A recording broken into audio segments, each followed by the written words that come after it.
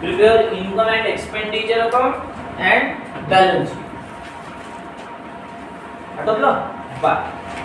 हा तिसरा प्रकार आहे याच्यामधला. चौथा, आता हा बोर्डाच्या एक्झाम मध्ये आलेला आहे या वर्षीच्या 2024च्या. याच्यामध्ये क्वेश्चन पहिले वाचून घेऊ. काय म्हणते पहा बरं. Doctor Anish started practising from 1st of April 2019. म्हणजे 12वीत शिकलो होतो आपण. या अनिश नावाच्या डॉक्टरनं प्रॅक्टिस कधीपासून सुरू केली. 19. म्हणजे 1 एप्रिल 2019 च्या आधी हा डॉक्टर नव्हता. तो स्टुडंट असेल ना डॉक्टरकीचा, डॉक्टर बनायचा होता. त्यानं हॉस्पिटल कधीपासून सुरू केलं. म्हणजे याच्या आधीच्या वर्षी याच्याजवळ कोणत्या वस्तू असत नाही. मग याच्यात आपल्याला फक्त या वर्षापासून विचार करावा लागते. 1st एप्रिल 2019 पासून प्रॅक्टिस सुरू झाली आणि खाली म्हणते receipt and payment account on 31 March 2020. म्हणजे आपलं करंट इयर कोणतं होते 20. लास्ट इयर कोणतं होईल 19. नेक्स्ट इयर कोणतं होईल 21. याच्यात लास्ट इयरचा विचार करावा लागत का. तर लास्ट इयर मध्ये यानं प्रॅक्टिस सुरूच केली नव्हती. बरोबर ना. याच्या आधी त्याच्याजवळ फर्निचर असत नाही, त्याचं हॉस्पिटलच नव्हतं तर फर्निचर असत नाही. मग याच्यातलं करंट इयर कोणतं झालं 20. पहिले ऍडजस्टमेंटचे नंबर टाकू. नंबर 1 वाचा. Receipts in arrears. चला काय काय त्यावर आहे. विजिट फीवर आणि डिस्पेन्सरीवर. चला टाका. चला फटाफट. नंबर 1. नंबर 2 वाचा. आउटस्टँडिंग रेंट आणि सॅलरी टाकला. नंबर 3 वाचा. Stock of drugs. ड्रग्स आहे का शोधा. नंबर 4 डिप्रिसिएशन आहे फर्निचर आणि इक्विपमेंट वर. आणि नंबर 5 कन्व्हिनियन्स एक्सपेन्स वर आहे. टाकले. चला किती अकाउंट बनवायला लावले. मग इकडे लक्ष द्या, लिहू नका. रिसिप्ट साइड पासून सुरू करू. डॉक्टर अनिश याचं कोणत्या वर्षीचं अकाउंट आहे 19 मध्ये. हा डॉक्टर होता काय. मग याच्यामध्ये लास्ट इयर ची बॅलन्स शीट बनवा लागत नाही. बनवा लागते काय. आता रिसिप्ट पासून सुरू करू. पहिल्या नंबरची एंट्री आहे कॅश इंट्रोड्यूस. फर्स्ट सेमिस्टर मध्ये आपण शिकलो बिझनेस स्टार्टेड. शिकलो. मग बिझनेस स्टार्ट केला तर आपण जर्नल एंट्री कशी करत होतो. बिझनेस मध्ये पैसे आले, कॅश अकाउंट आणि कॅपिटल अकाउंट. म्हणजे हा जो व्यक्ती आहे यानं आपल्या बिझनेस मध्ये किंवा डॉक्टर की साठी किती रुपये इंट्रोड्यूस केले हे झालं त्या व्यक्तीचं कॅपिटल. किती रुपये. आणि कॅपिटल कुठं लिहित असतात लायबिलिटी साइडला फर्स्ट नंबर. कॅपिटल कुठून आणलं समजलं काय. याच्यात कॅपिटल वर काढासाठी लास्ट इयर ची बॅलन्स शीट बनवा लागत नाही. कॅपिटल दिलंच आहे काढून. कॅश इंट्रोड्यूस केली त्यानं. दवाखाना टाकताना भरून किती पैसे आणले हे झालं त्याच्या बिझनेसचं कॅपिटल. आणि कॅपिटलला आउटर कॉलमला काढायचं नाही. ठीक आहे. चला त्याच्यानंतर विजिट फी. मग विजिट फी हे डॉक्टरचं काय आहे इन्कम. इन्कम कुठे येईल. चला विजिट फी ची व्हॅल्यू किती आहे 20,000. आणि विजिट फी वरती चला ऍडजस्टमेंट फी वाचतो. कोणता नंबर टाकलाय वाचा. Receipt in arrears. रिसिप्ट म्हणजे आपलं अरियर्स आहे. अरियर्स आहे म्हणजे अजून पैसे आले म्हणजे पैसे अजून यायचे. याला म्हणतात आउटस्टँडिंग. अरियर्स मध्ये आहे म्हणजे अजून पैसे मिळाले आणि मिळाले नाही म्हणजे पैसे अजून. याला काय म्हणतात आउटस्टँडिंग. काय करायचं किती 4,000 म्हणजे बाहेर येईल 24. हे पैसे अजून यायचे आहे, आणि यायचे आहे म्हणजे ही आपली मग सेकंड एंट्री कुठं जाईल? Asset side. Outstanding visit fee किती रुपये? इकडून जेवढे मायनस केले तेवढे पैसे तिकडे लिहू. ठीक आहे. चला व्हिजिट फी नंतर रिसिप्ट फ्रॉम डिस्पेन्सरी. डिस्पेन्सरी म्हणजे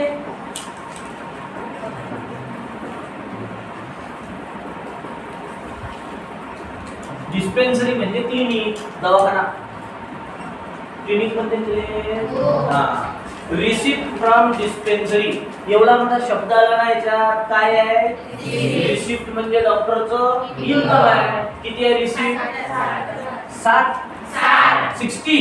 आणि याच्यावरती ऍडजस्टमेंट आहे. आत्ताच शिकलो आपण 2 मिनिटा पहिले. रिसिप्ट फ्रॉम डिस्पेन्सरीचे पैसे अजून यायचे आहे. अरियर्स आहे म्हणते. अरियर आहे म्हणजे पैसे अजून मिळाले याला पण काय म्हणतात? आणि आउटस्टँडिंग काय करायचं? बाहेर येते 61. 1000 ना? 60 आणि 1 हे झाली आउटस्टँडिंगची. आणि सेकंड एंट्री कुठे जाईल?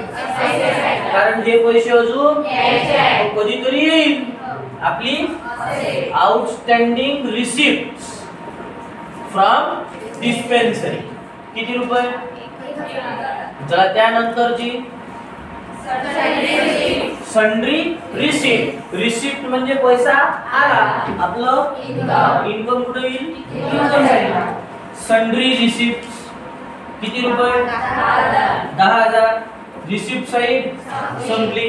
आता कोणती साइड? पेमेंट साइडच्या एंट्री कुठे घ्यायच्या? एक्सपेंडिचर साइडला. पहिली एंट्री काय आहे? आता सांगा. फर्निचर हे त्या डॉक्टरची कुठे जाईल? किती रुपये?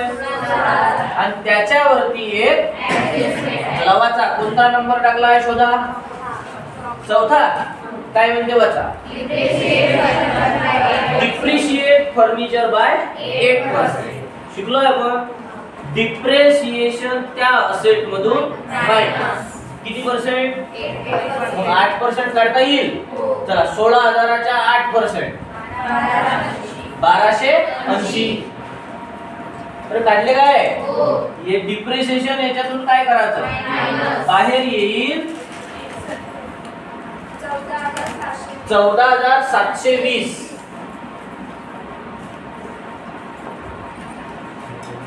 किती? 14,720. डिप्रिसिएशन असेट मधून ही झाली याची. आणि सेकंड एंट्री जाईल इन्कम अँड एक्सपेंडिचरच्या एक्सपेंडिचर. टू डिप्रिसिएशन आणि अंडरलाईन करून लिहून घेऊ कशाचं होतं? किती काढलं शोधा तिकडे. 1280. फर्निचर पर्यंत आलो. चला नेक्स्ट एंट्री आहे इक्विपमेंट. डॉक्टर जवळ इक्विपमेंट असते ना रे. मग इक्विपमेंट डॉक्टरची काय आहे?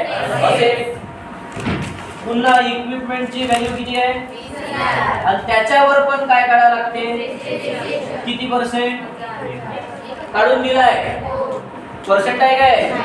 1000 रुपये काढा म्हणते. मग आताच 2 मिनिटाच्या आधी झालं डिप्रिसिएशन असेट मधून काय करायचं? बाहेर येते 19,000. ही झाली डिप्रिसिएशनची. सेकंड एंट्री होते इन्कम अँड एक्सपेंडिचरच्या एक्सपेंडिचर. पहिलं डिप्रिसिएशन कशाचं? दुसरं त्याच्याच खाली घेऊ इक्विपमेंट. किती रुपये? 1000. इक्विपमेंट पर्यंत आलो. चला त्यानंतर ड्रग्स. आता ड्रग्स म्हणजे कोणते ड्रग्स? लोक नशेसाठी घेते ते काय? ड्रग्स म्हणजे मेडिसिन. ड्रग्स म्हणजे औषध. ड्रग्स म्हणजे ते काय? ते काय? ड्रग्स आपण मेडिकल मध्ये जातो वाचतो ना केमिस्ट अँड ड्रगिस्ट. दिलं आहे ना. ड्रग्स म्हणजे औषध. आणि औषध आपल्या हॉस्पिटलचा काय आहे? एक्सपेन्स. सांगा मग ड्रग्स किती आहे? 14,000. आणि ड्रग्स वरती एक नावाचा ऍडजस्टमेंट. Stock of drugs ₹2,000. शिकलोय स्टॉक आहे. आपण औषध किती रुपयाची आणली? म्हणजे 14,000 खर्च केले. त्याच्यापैकी किती रुपयाचा स्टॉक शिल्लक आहे? मग शिल्लक वाला स्टॉक त्यातून काय करायचा? किती रुपये? 2000. आता आउटर कॉलमला किती? 12,000. आपण मेडिसिन कितीच्या आणल्या होत्या? आपलं ते एक्झाम्पल साखरवालं कितीच्या मेडिसिन आणल्या? त्यापैकी 2000च्या मेडिसिन आपल्या जवळ, म्हणजे आपण खर्च किती केला? 12,000. बरोबर आहे? आणि ह्या ज्या उरलेल्या मेडिसिन आहे, मग ह्या आपण फेकून देऊ काय? उरलेल्या मेडिसिन आपली असेट आहे. मग सेकंड एंट्री कुठे जाईल? Stock of drugs. किती रुपये? 2000. इकडून जेवढे मायनस केले तेवढे इकडे. चला ड्रग्स नंतर सॅलरी. हॉस्पिटल मध्ये कर्मचारी असते ना, मग त्याची सॅलरी. डॉक्टरचा किती आहे सॅलरी? नंतर ऍडजस्टमेंट आहे. मग सॅलरीची व्हॅल्यू इनर कॉलम मध्ये घेऊ. वाचा ऍडजस्टमेंट वाचा. आउटस्टँडिंग सॅलरी किती? हे बा, हे जेव्हा आउटस्टँडिंग होते तेव्हा याचे पैसे अजून ती आपली असेट होती.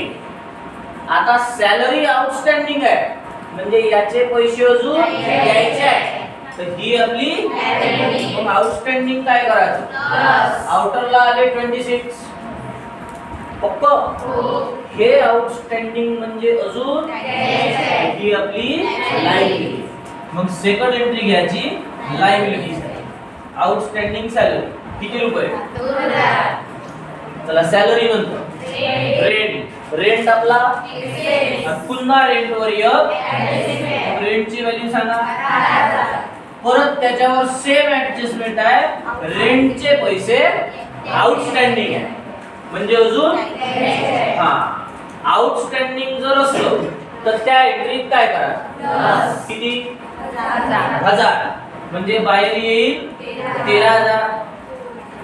किती येईल? आउटस्टँडिंग असेल तर त्यामध्ये प्लस. आता हे आउटस्टँडिंग म्हणजे अजून द्यायचे आहे. काय यायचे आहे? द्यायचे आहे म्हणजे आपली आउटस्टँडिंग रेंट किती? चला रेंट नंतर कन्व्हिनियन्स. पहिल्यांदा सांगा नाव. कन्व्हिनियन्स म्हणजे ट्रॅव्हलिंग एक्सपेन्स. कन्व्हिनियन्स म्हणजे प्रवास खर्च म्हणतो ना त्याला. चला कन्व्हिनियन्स आपला काय आहे? एक्सपेन्स. किती? चला इकडे लक्ष. कन्व्हिनियन्स वर पण ऍडजस्टमेंट आहे. चौथी, पाचवी. चला वाचा नंबर 5.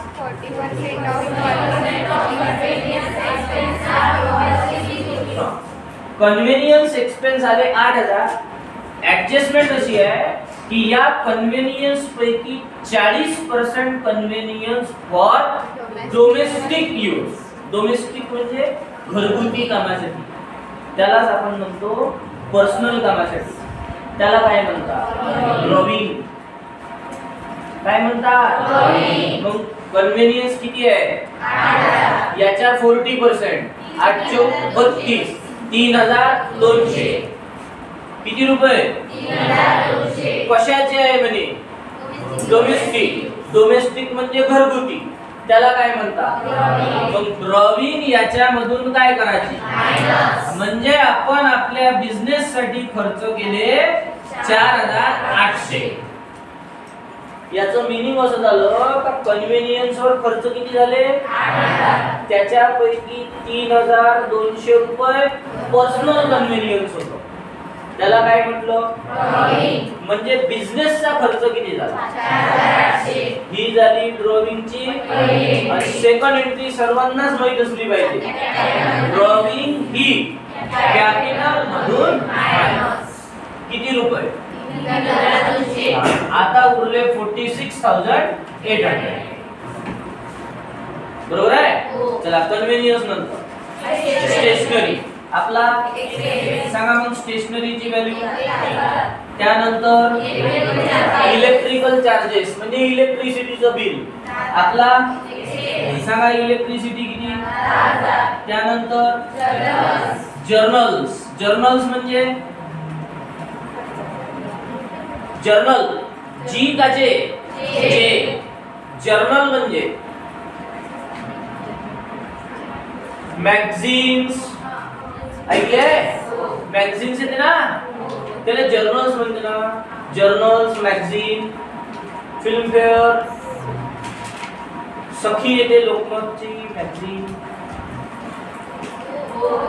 मग हा आपला जर्नल न्यूजपेपर्स जर्नल्स मॅगझिन्स हे आपले काय आहे किती रुपये 1000 त्याच्यानंतर आहे ड्रॉइंग दिसली ड्रॉइंग दिसल्याबरोबर लाईट पेटला पाहिजे डोक्यात ड्रॉइंग ही कॅपिटल मधून काय करायची चला किती रुपये आहे आता सांगा 30 आता उरले 16800 बरं या ड्रॉइंगची सेकंड एंट्री होती काय याची झाली ना कन्व्हिनियन्स वाल्याची याची करायची काय ड्रॉइंग नंतर आहे आता हे बॅलन्स ओपनिंग आहे की क्लोजिंग आहे क्लोजिंग आहे म्हणजे वर्षाच्या शेवटी तेवढा पैसा आपल्याकडे शिल्लक वाला पैसा आपली कॅश बॅलन्स किती एंट्र्या संपल्या आता राहिले आहे ऍडजस्टमेंट चला पाचव्या सर्व झाले आहे काय फर्स्ट वाली पा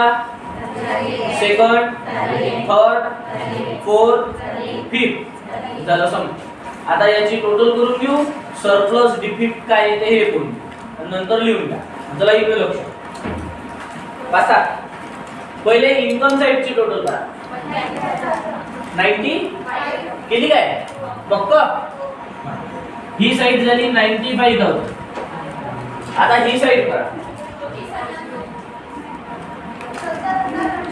70 080 70080 असं ना भाई 70080 आता बघा या साइडची टोटल आली 95000 या साइडची आली 70080 म्हणजे इन्कम साइड मोठी आहे चला 95 मधून ही साइड मायनस करा 24920 किती उरले हे जे 24920 आले याला म्हणायचं excess of income over expenditure किंवा याचं अल्टरनेट नाव अजून आहे सरप्लस बरोबर आता हा जो सरप्लस आला हा सरप्लस कॅपिटल मध्ये प्लस सरप्लस किती आले होते 24920 चला करा ऍड 41720 41720 चला एक जण लायबिलिटी साइड करा एक जण असेट करा 44720 ही साइड करा 44720 बोर्डाच्या एक्झाम मध्ये आलो होते 24 च्या आता झालेला 7 मार्चला झालेला पेपर 12 गेले